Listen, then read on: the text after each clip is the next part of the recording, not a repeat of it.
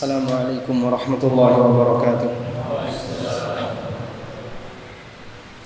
Alhamdulillahilladzi hadana lihada wama kunna linahtadiya laula an hadanallah. Laqad jaa rusulu rabbina bil haqq wa nudu an tilkumul jannatu uristumuha bima kuntum ta'malun. Wa asyhadu an la ilaha illallah wahdahu la syarika lah wa asyhadu anna Muhammadan abduhu wa rasuluh sallallahu alaihi wa ala alihi wa sahbihi wa sallama tasliman katsira. Walhamdulillah, kita memuji syukur kehadirat Allah Subhanahu wa taala. Allah memberikan kita rasa aman dari ketakutan karena tertular virus ya. Makanya ketika kita masuk masjid enggak dicek suhunya. Ada tadi yang diperiksa suhunya waktu masuk masjid? Enggak ada, alhamdulillah. Sehingga kita masuk masjid dalam perasaan aman, nyaman, enggak ada ketakutan jangan-jangan ada yang menularkan virus corona. Bisa merapat, mungkin yang enggak mau merapat bukan karena takut virus kan? Tapi karena udzur. Kalau karena udzur enggak apa-apa ya. Misalnya karena udzur usia atau udzur yang lain silakan. Ada dua perubahan untuk kajian kita di kesempatan kali ini.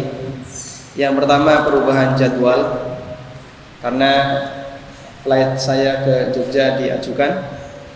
Yang kedua perubahan judul.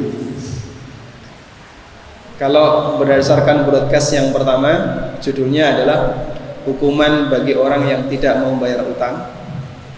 Kemudian diganti dengan judul halalkah nafkahku. Baik, judul ini ada dari sisi motivasi, ada dari sisi hukum. Saya akan singgung sedikit pembahasan dari sisi motivasi, kemudian nanti kita sedikit tambahkan penjelasan yang kaitannya dengan masalah hukum. Hadirin yang dimuliakan Allah Subhanahu wa taala, mengenai nafkah yang halal memberikan pengaruh besar bagi kehidupan manusia, dan juga sebaliknya nafkah yang haram memberikan pengaruh buruk bagi kehidupan manusia. Karena perbuatan taat bisa menghasilkan kebaikan secara lahiriah dalam kehidupan hamba, sebagaimana perbuatan maksiat juga bisa menghasilkan hukuman lahiriah bagi kehidupan seorang hamba. Allah Subhanahu wa taala berfirman dalam Al-Qur'an, "Qul huwal qadiru 'ala ayyab'atsa 'alaikum 'adzaban min fawqikum." Coba kita lihat surat apa ini? Ada di surat Al-An'am ayat 65. Qul huwal qadiru 'ala ayyab'atsa 'alaikum 'adzaban min fawqikum aw min tahti arjulikum aw yalbisakum syi'an wa yudhiqa ba'dakum ba'sa ba'din undur kaifa nusarriful ayati la'allahum yafqahun. Ada di surat Al-An'am ayat 65. Katakanlah wahai Muhammad, huwal qadir, Allah itu mampu, ayyab'atsa 'alaikum 'adzaban min fawqikum, untuk mendatangkan azab dari arah atas kalian. Azab dari arah atas bisa bentuknya hujan batu, petir, atau angin yang sangat kencang, hujan yang sangat lebat, termasuk penyakit. Au min tahti arjulikum, atau Allah datangkan azab dari arah bawah kalian, tanah longsor, gempa bumi, ditelan bumi, ditenggelamkan di lautan, dan aneka azab yang lainnya yang datang dari bawah. Au yalbisakum syi'an, Allah juga mampu untuk membuat kalian pecah jadi banyak golongan. Wa yudhiqa ba'dakum ba'sa ba'd, sehingga satu sama lain saling berantem. Maka satu pihak dia merasakan gak nyaman disebabkan karena kezaliman pihak yang lain. Undur kaifa nusarriful ayati la'allahum yafqahun. Perhatikanlah bagaimana Allah Ta'ala mengendalikan ayat-ayatnya agar mereka memahami kalau Allah Maha Kuasa atas segala sesuatu. Ketika turun ayat ini, disebutkan dalam sebuah riwayat Nabi SAW berdoa kepada Allah, Qul huwal qadiru ala ayyab'atsa 'alaikum 'adzaban min fawqikum. Katakanlah, Allah mampu untuk menurunkan azab dari arah atas kalian. Nabi SAW berdoa, A'udzu biwajhik. Ya Allah, aku berlindung kepadamu, aku berlindung kepada dengan wajahmu, jangan sampai itu terjadi. Dan itu dikabulkan oleh Allah Ta'ala.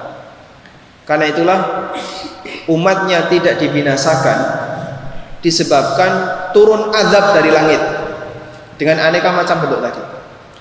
Maka umat manusia, kaum muslimin tidak dibinasakan dengan wabah penyakit, tidak dibinasakan dengan diturunkan hujan yang sangat lebat dan dingin yang sampai bisa membunuh dan mematikan seperti yang terjadi pada kaumnya Nabi Saleh.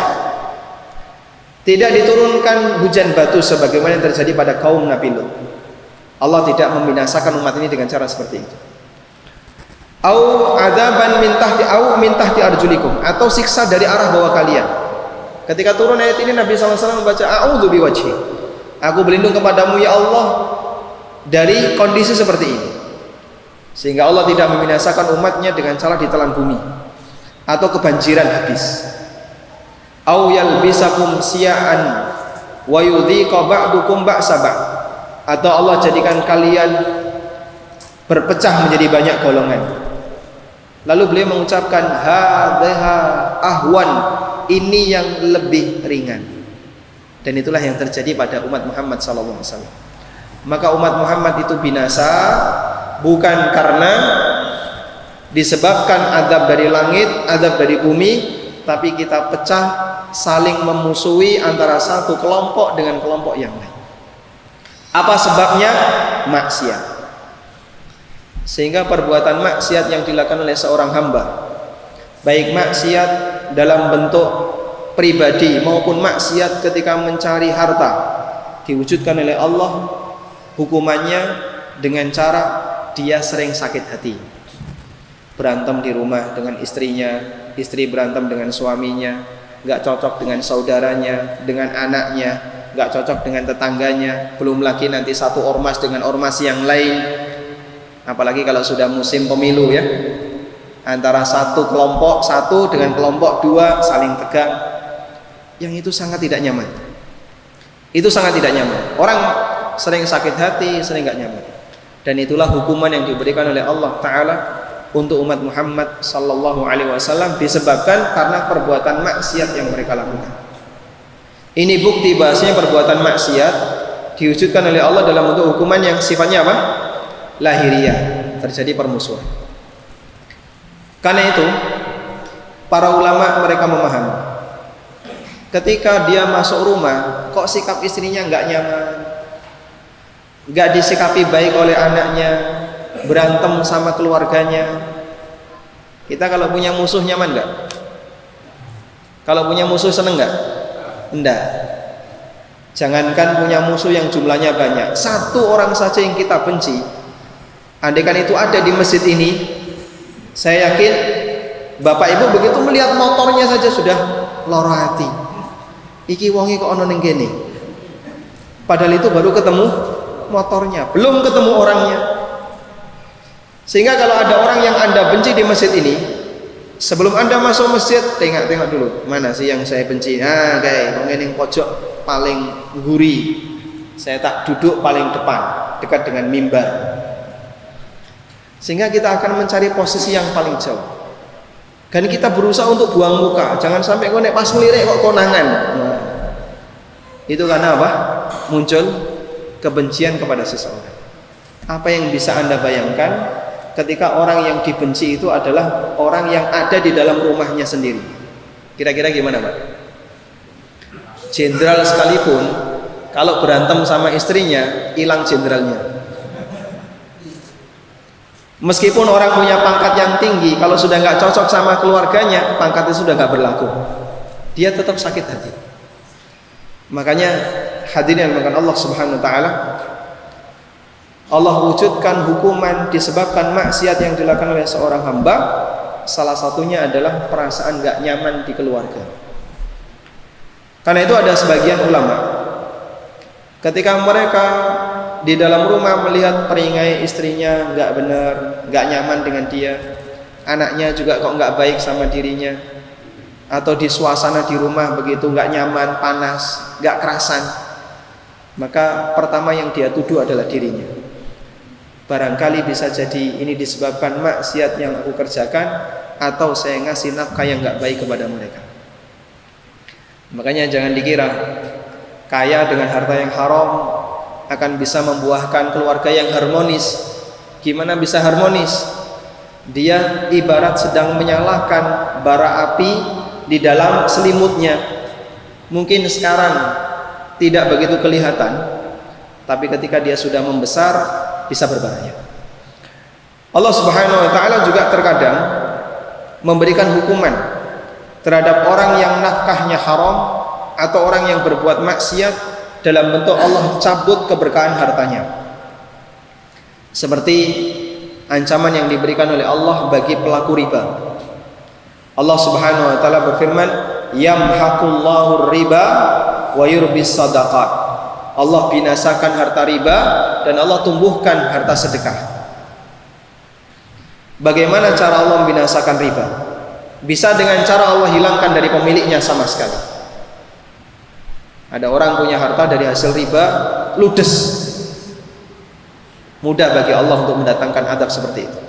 Atau yang kedua, bisa jadi Allah Subhanahu wa taala cabut keberkahannya, sehingga kelihatannya banyak, tapi dia nggak bisa memanfaatkan dengan maksimal. Sebabnya apa? Harta itu dikurangi oleh Allah kemanfaatannya untuk dirinya. Tadi kita sampaikan di Masjid Gedung Pemuda atau di Gedung Pemuda ya, ada sebuah hadis Nabi Sallallahu Alaihi Wasallam. Hadisnya riwayat Muslim. Rasulullah Sallallahu Alaihi Wasallam bersabda, "Laula banu Israila lam yakhnas at-ta'am, lam yakhbus at-ta'am wa lam yakhnas al-lahmu." Andaikan bukan karena kesalahan Bani Israel, andaikan bukan karena dosa Bani Israel, niscaya makanan itu enggak jadi basi dan daging itu enggak rusak. Artinya disebabkan karena perbuatan maksiat yang dilakukan oleh Bani Israel, Allah mencabut harta mereka, keberkahan hartanya. Salah satu di antara bentuk Allah mencabut keberkahan harta itu, Allah jadikan harta itu tidak tahan lama. Dulu sebelum ada kesalahan itu, orang naruh makanan yang dia nggak tahan lama. Contohnya apa? Apem misalnya ya. Apem tahan lama nggak? Tidak. Atau getuk yang sudah dikasih urap ya. Orang naruh makanan seperti ini, berapa lama dia bertahan? Sehari, 2 hari, 3 hari sudah basi. Kadang sudah jamuran. Sehingga semuanya ada expired date. Sebabnya adalah perbuatan dosa yang dilakukan oleh Bani Israel. Dulu makanan nggak pakai expired, dibiarin saja, dia utuh, bisa tetap dikonsumsi. Kemudian Allah cabut keberkahan itu dengan Allah batasi masa penggunaannya. Kamu hanya bisa mengkonsumsi sampai sekian. Apalagi kalau sudah berhubungan dengan susu ya, jadi keju, berapa lama dia bertahan? Lebih cepat terinkubasi oleh bakteri kalau nggak ditreatment dengan cara di kulkas atau yang lainnya. Daging juga demikian. Daging bisa bertahan lama. Berapa lama? Bisa bertahan berapa lama? 2 hari, 3 hari sudah mulai bau. Nanti lama-lama muncul belatung, sehingga nggak bisa dikonsumsi. Karena itulah hadirin dirahmati Allah Ta'ala, perbuatan maksiat yang dilakukan oleh hamba terkadang diwujudkan oleh Allah hukumannya dalam bentuk Allah cabut keberkahan benda itu, Allah cabut keberkahan harta itu, sehingga tidak memberikan manfaat bagi pemiliknya. Maka jangan dikira kalau orang punya harta bisa melakukan segalanya. Mudah bagi Allah, dia memiliki tapi dia nggak bisa memanfaatkan. Bisa nggak kayak gitu? Bisa. Ada orang duitnya cukup untuk beli mobil, cukup duitnya untuk beli mobil, tapi dia dibuat oleh Allah kena penyakit yang kalau naik mobil mabuk. Ada nggak Pak? Sehingga dia jangankan naik mobil Pak, lihat mobil sudah mabuk. Akhirnya kemana-mana hanya bisa naik motor. Ya inilah nasib orang yang nggak bisa tahan dengan bau mobil. Padahal duitnya cukup untuk beli mobil. Duit kamu bisa memberikan layanan kepada kamu, tapi layanan itu dicabut oleh Allah, sehingga Allah Subhanahu wa taala kasih orang ini tidak bisa menikmati hartanya. Orang punya duit banyak, untuk beli makanan yang beraneka ragam sanggup dia. Beli sate, tongseng, tengkleng, dan aneka makanan-makanan yang menurut masyarakat nikmat. Tapi semuanya serba pantangan. Awas Pak, ini kolesterol.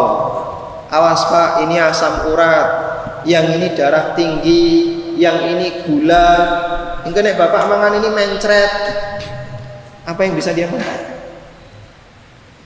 Sehingga ketika dia mengumpulkan dalam jumlah banyak, tapi dia nggak bisa menikmatinya. Listrik tersedia, tegangannya tinggi, bukan, wattnya tinggi. Untuk AC sanggup, tapi dia tidur kalau pakai AC mabudem, masuk angin, sehingga dia nggak bisa tidur pakai AC. Dia kalau di atas spring bed pegel kabeh, misalnya turun nek pakai tikar. Itu salah satu di antara cara Allah Ta'ala mencabut keberkahan harta yang dimiliki oleh orang yang penghasilannya haram. Sebagaimana itu bisa terjadi pada seorang lelaki, itu juga bisa terjadi pada seorang wanita. Ketoke kok ya sugih, omahe penuh dengan perabot, isinya tupperware semua gitu. Tapi cuman dibiarin saja. Dia mau memanfaatkan, takut kok tidak pecah. Maka Allah buat dia nggak bisa memanfaatkan dengan ketakutan yang ada pada dirinya. Ini ngonek gores piye, wah ini larang, dituku larang-larang mau dipajang. Itu rizki nggak? Bukan. Rizki itu apa yang melayani kita. Makanya Nabi SAW pernah memberikan definisi tentang hakikat rizki. Beliau bersabda, yaqulu ibnu Adam, mali, mali, mali. Manusia selalu mengatakan, iki duitku, ini donyaku, ini tanahku, ini rumahku, ini kendaraanku, ini mobilku. Wa halaka min malika ya ibnu Adam. Padahal hakikat dari hartamu itu wahai manusia hanya ada 3 kemungkinan. Ma akalta fa afnaita, wa ma labista fa ablaita, wa ma tasaddaqta fa amdaita. Sing kok pangan sampai entek, yang kamu pakai sampai rusak, dan yang kamu sedekahkan sehingga abadi di yaumil qiyamah. Sedangkan yang kamu simpen, yang kamu miliki belum tentu jadi jatah rizkimu. Begitu ya. Karena kalau cuma dikumpulkan, dimiliki, tapi nggak bisa memanfaatkan, percuma saja. Yang lebih penting apa Pak? Punya dan bisa memanfaatkan. Bisa memanfaatkan tapi nggak punya, ya mau iso nyawang. Punya tapi tidak bisa memanfaatkan, ya sama, hanya bisa melihat saja. Ketika Allah kasih kita nikmat dan kita bisa memanfaatkannya, itulah nikmat yang sebenarnya. Cuman kan kita lebih banyak mengumpulkan dibandingkan memanfaatkan. Ibu-ibu saya tanya, gelas yang dipakai sehari-hari jumlahnya berapa? Yang dipakai sehari-hari berapa jumlahnya? Ada 5 atau 6. Sama yang disimpan banyak mana? Yang disimpan itu lusinan, bahkan kodian. Ibu-ibu, baju yang dipakai sehari-hari berapa setel? Ya? Yang dipakai pengajian ganti-ganti dari satu hari ke hari berikutnya, nanti kan ganti baju ya. Enggak dikirane kok rata wadus. Berapa setel kira-kira? Paling cuma 5-6 setel. Dengan baju yang ditumpuk di lemari banyak mana? Banyak mana? Yang ditumpuk lebih banyak. Berarti kita lebih sering mengumpulkan dibandingkan memanfaatkan. Anda punya sendok, itu paling yang dipakai sehari-hari paling sama garpunya 6 setel. Tapi dia punya nyimpen sendok lusinan. Iku lho nggo apa? Wis disimpen to Mas, ana acara kan rasa nyileh tonggo. Betul, insya Allah niatnya mulia. tapi nganggurnya lebih banyak dibandingkan manfaatnya. Numpuk Tupperware itu Masya Allah, ini buat untuk warisan anaknya. Cilik-cilik itu sudah disediakan warisan. Masya Allah. Jadi hadirin yang dimuliakan Allah, kita itu lebih banyak semangat mengumpulkan dibandingkan memanfaatkan. Padahal kalau kita nggak bisa memanfaatin, itu sebenarnya bukan hakikat rezeki kita. Karena itulah sehat adalah kata kunci agar dia bisa memanfaatkan harta. Makanya Nabi SAW, sewaktu beliau mendengar gereneng-gerenengan itu bahasa Surabaya apa ya? Obrolan para sahabat. Beliau mendengar obrolan para sahabat tentang masalah mengumpulkan harta. Wow, bisnis kayak gini menguntungkan, ini proyeknya bagus, nanti menguntungkan. Langsung Nabi SAW berkomentar, la ba'sa bil ghina liman ittaqa. Gak masalah punya kekayaan bagi orang yang bertakwa. Wasihhatu khairun minal ghina liman ittaqa. Sehat lebih baik daripada kekayaan bagi orang yang bertakwa. Sehingga kalau orang punya harta dan dia bisa menikmati harta itu meskipun sedikit, itu lebih baik daripada dia punya banyak dinggo saide, dinggo mangan kikil tangannya abok, akhirnya pantangan, dinggo mangan tengkleng cekot-cekot ndase. Wasihhatu khairun minal ghina liman ittaqa. Bagi orang yang bertakwa, sehat itu lebih baik dibandingkan orang yang kaya, dibandingkan kekayaan. Karena kunci bisa menikmati nikmat itu adalah sehat. Wong gini sehat kan semua terasa sesuai dengan rasanya. Ya. Di antara bapak-bapak ada yang gerahamnya sudah hilang. Ya. Geraham. Ada yang tinggal satu neng dhuwur siji nyenil. Pasangannya ra ono. Jadi nek gengunya bolong. Ya. Akhirnya gimana? Dia ketika makan daging atau makan yang agak keras itu nggak dikunyah Pak, dablek dilek. Padahal rasa makanan itu ada di mana? Di mulut, dikunyahnya. Dia hanya bisa merasakan kuahnya saja. Makanya Nabi SAW ketika ngunyah lama, itu salah satu di antara manfaatnya adalah di samping biar lumat sempurna, ini yang lebih bisa merasakan nikmatnya makanan. Sehingga sahabat makanannya sedikit, tapi karena ngunyahnya lama, pengaruhnya lebih lama. Seperti dalam peristiwa ketika mereka diberangkatkan dalam sebuah peperangan, mereka dalam kondisi ketika jatah makanan atau persediaan makanan menipis. Akhirnya panglima perang yang kala itu dipimpin oleh siapa? Abu Ubaidah Ibnul Jarrah membagi ke masing-masing pasukan. Apa yang dikasih Pak? Lebih banyak snack yang Anda terima. Anda dikasih snack apa? Roti plus minuman sama kayaknya 3 macam tadi. Oh itu korupsi. Mereka cuma dikasih 1 biji, masing-masing dikasih 1 Pak.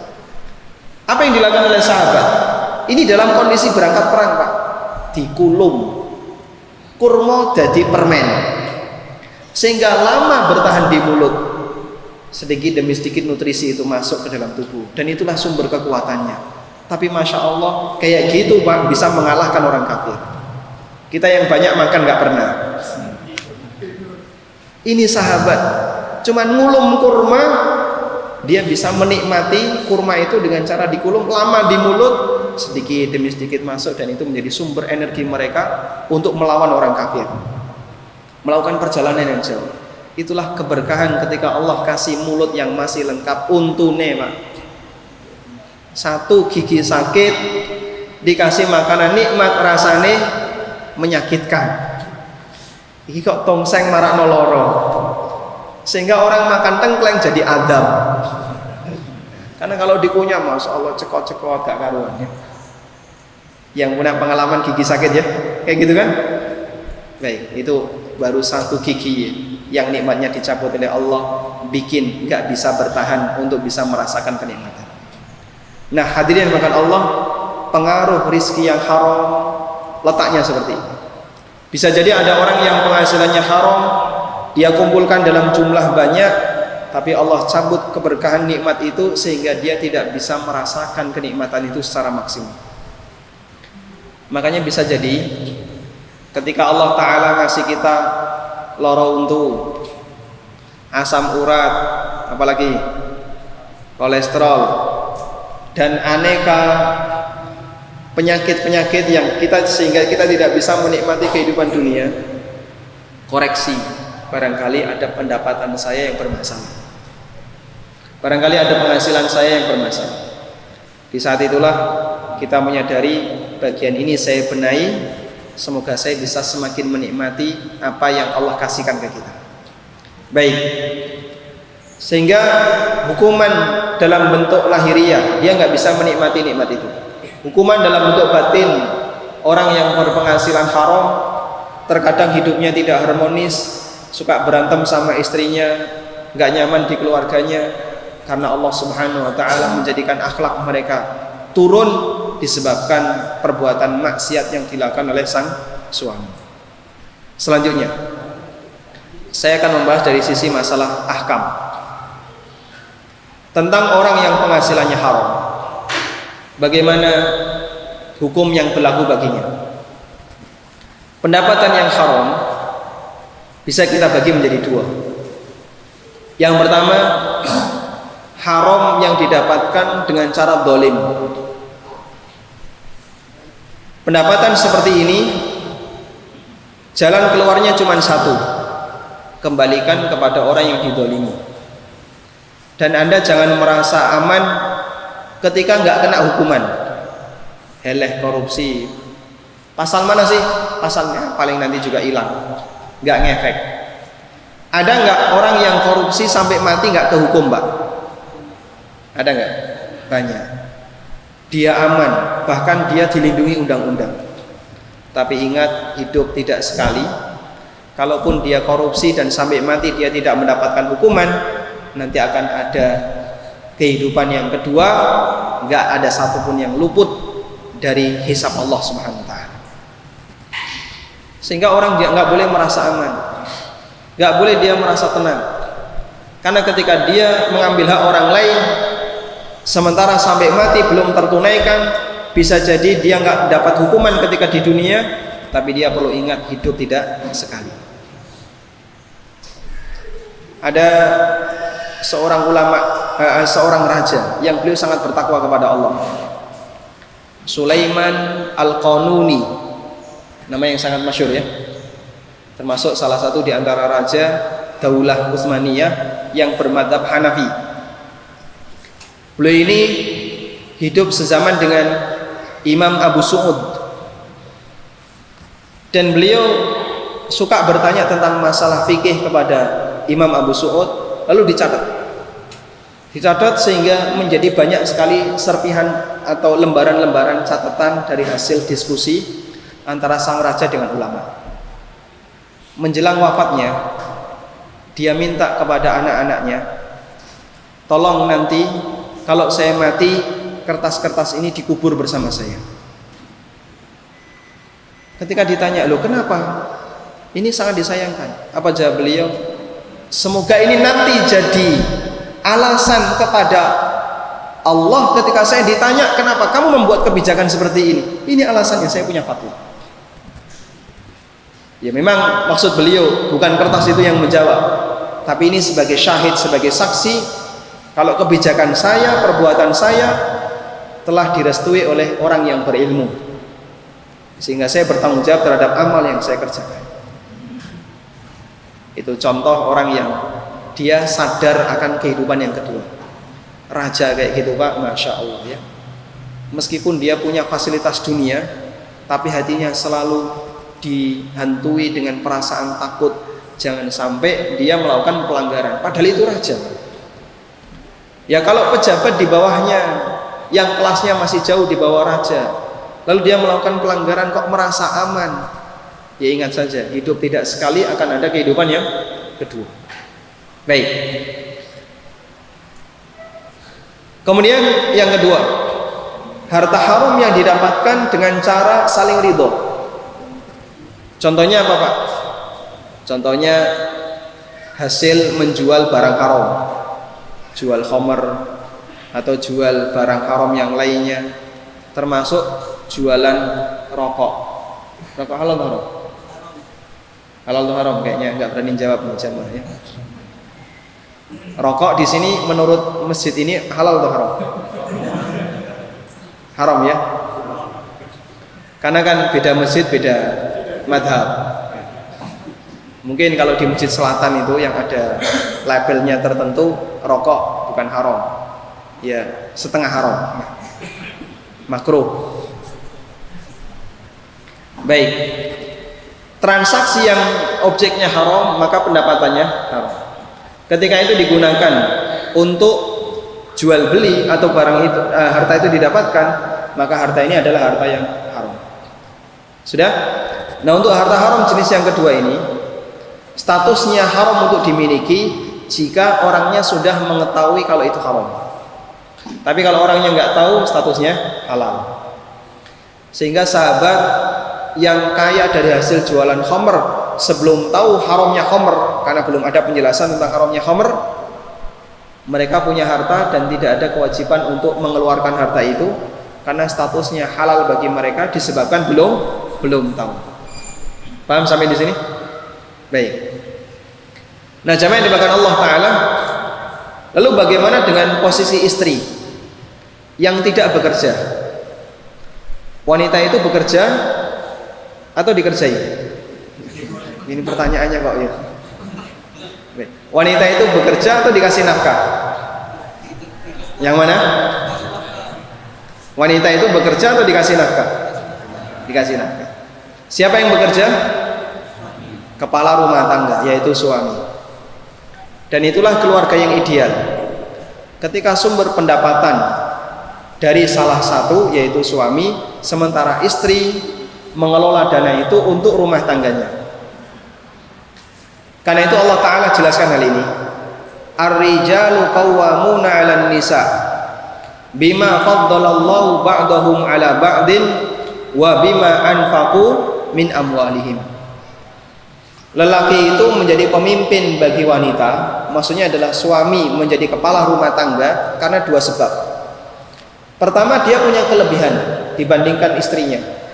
Lebih kuat secara fisik, lebih bijak, lebih tahan emosi, gak gampang emosinya gak gampang kacau, sehingga dia secara umum punya kelebihan dibandingkan wanita. Dan sebab yang kedua, wa bima anfaqu min amwalihim, dan disebabkan karena dia memberikan nafkah kepada istrinya dari hartanya. Makanya kalau hilang salah satu, keluarga ini secara umum susah untuk dibuat harmonis. Karena itu Anda bisa perhatikan, kalau dalam sebuah keluarga pendapatan istri lebih tinggi dibandingkan pendapatan suami, itu lebih susah Pak untuk dibuat keluarga yang harmonis. Suami mau ngomong nggak berani, suami mau menyampaikan sesuatu takut istri. Kenapa? Karena dia dinafkahi istrinya. Kebalik kan? Maka keluarga seperti ini tidak bisa dibuat lebih bisa harmonis kalau suami yang memberikan nafkah kepada istrinya. Makanya tugas wanita itu Allah perintahkan lebih banyak tinggal di rumah. Wa qarna fi buyutikunna wa la tabarrajna tabarrujal jahiliyatil ula. Tetaplah kalian tinggal di rumah kalian dan jangan lakukan tabarruj. Maka wanita lebih banyak di rumah, sementara yang laki-laki dia mencari nafkah. Baik. Terus posisi istri yang dia hanya bisa menerima nafkah tapi dia tidak bekerja.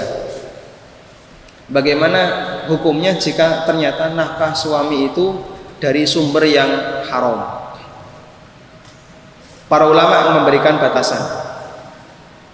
Yang pertama, jika seorang suami memberikan harta kepada istrinya dari hasil yang haram dan suami tidak punya penghasilan yang lain selain yang haram, maka istri hanya boleh mengambil sebagian yang cukup untuk kebutuhan hidup normal baginya. Istri hanya boleh mengambil sebagian dari harta suami yang cukup untuk kebutuhan hidup normal baginya. Misalnya ya, berapa nilai nominal yang cukup bagi wanita Surabaya untuk bisa hidup normal? Ini hidup normal ya, bukan urip-uripan ya, bukan yang penting urip gitu ya. Berapa Pak? Masya Allah. Itu 5 istri. Hah? Sebulan normalnya berapa? 2 juta.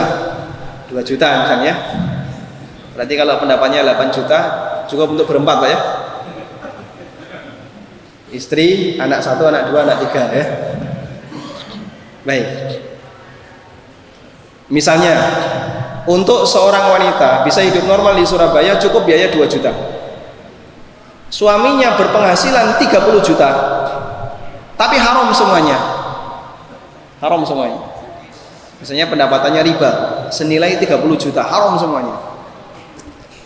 Yang 10 juta dikasihkan istrinya, yang 20 juta mungkin disimpan suaminya. Sudah? Berapa yang boleh diambil oleh sang istri? Hanya senilai 2 juta, sisanya tidak boleh. Sehingga kalau istri tahu dia hanya boleh mengambil 2 juta, yang sisanya 8 juta mungkin dulu dipakai untuk koleksi tas branded, dipakai untuk beli perhiasan, koleksi Tupperware, menghias rumah dengan aneka tema vintage. Sekarang begitu dia tahu hanya dia boleh ambil 2 juta, yang penting urip normal, sisanya dikembalikan. Itu kalau penghasilan suaminya haram yang tidak ada hasil yang halal. Yang kedua, pendapatan suami campuran, sebagian halal, sebagian haram. Maka istri harus minta bagian yang halal, dan kalau dia dikasih lebih yang halal melebihi kebutuhan hidup normal, sisanya boleh dimanfaatkan. Sudah? Baik. Kemudian berikutnya, kalau penghasilan suami itu halal semuanya, lalu istri dikasih nafkah melebihi dari kehidupan, melebihi dari kebutuhan normal pokok. Misalnya tadi dikasih 2 juta, yang kebutuhan normalnya 2 juta, tapi oleh suami dikasih 4 juta. Boleh enggak istri ini mensedekahkan sisanya 2 juta tanpa izin suami? Ada sebuah hadis dari sahabat Abdullah bin Amr bin As. Hadisnya ada di kitab Bulughul Maram. Dilarang bagi seorang istri untuk membelanjakan hartanya kecuali atas izin suami. Tapi hadis ini diperselisihkan oleh ulama apakah itu sahih atau tidak. Sebagian menilai dhaif dan sebagian menilai hasan. Di antara yang menilai dhaif adalah Syekh bin Baz dan beberapa ulama yang lainnya. Karena itu mereka mengatakan hadis ini tidak bisa dijadikan dalil. Tayyib. Dan pendapat yang lebih mendekati adalah bahwa jika istri itu mendapatkan uang dari suami dan itu sudah dihibahkan untuknya sehingga sudah menjadi miliknya 100%, maka boleh bagi istri untuk memanfaatkan harta itu sesuai yang dia sukai tanpa harus izin suami. Belanja neng Shopee gak izin suami, tiba-tiba datang, betul ini Ibu Rahmawati, betul ini istri saya Pak, ini kapan tukune ya?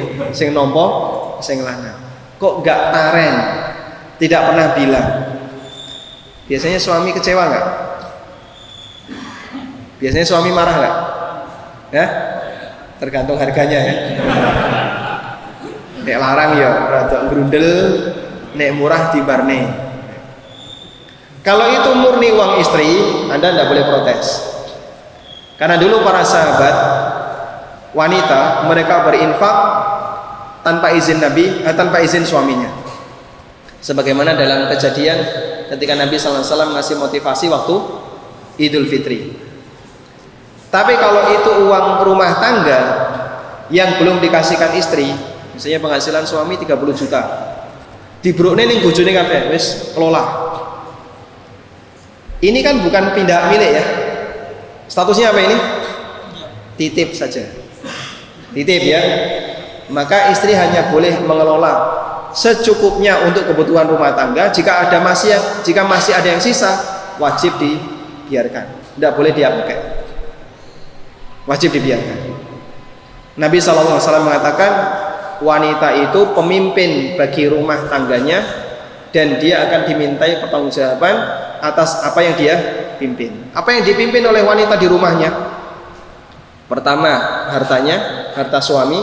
Yang kedua, anaknya suami. Makanya ketika suami nggak ada, mumpung bojoku ra ono, terus duitnya dijukuk, tinggal bayar atau dikasihkan ke orang tuanya tanpa izin suami, tidak boleh yang kayak gini. Nanti suami berhak untuk nuntut jika nggak selesai di dunia, lanjut di akhir. Mafhum insyaallah. Baik, sudah masuk maghrib Pak? Belum. Yang jadi pertanyaan begini. Terus gimana Pak? Saya ingin memberi hadiah ke orang tua, ke saudara saya. Kalau suami punya harta, saya istri nggak punya apa-apa. Baik, wanita itu tidak berkewajiban untuk memberikan harta nafkah bagi orang tuanya. Yang berkewajiban siapa? Anak laki-laki. Maka Anda tidak perlu sedih.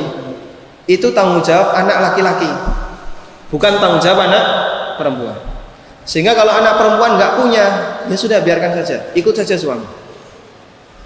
Kalau nggak punya saudara laki-laki gimana?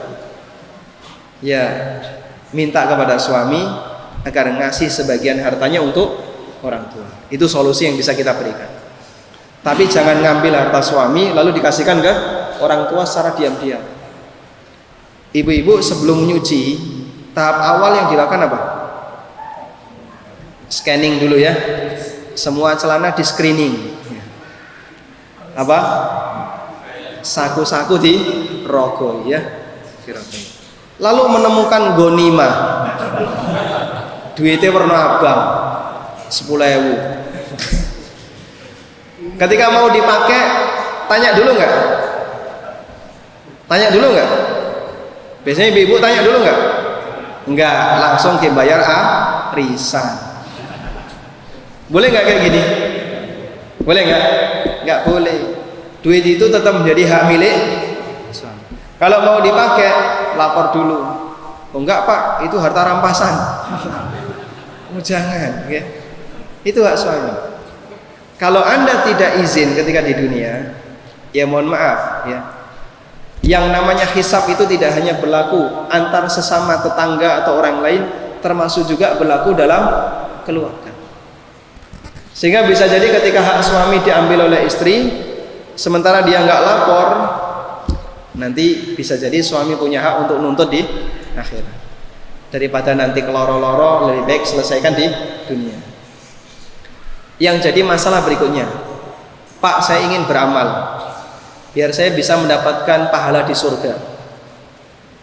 Sementara saya nggak punya duit. Yang bisa beramal suami. Suami bisa wakaf, bisa sedekah, bisa infak. Saya bisa apa? Oh nggak punya harta. Baik, ibu nggak perlu khawatir.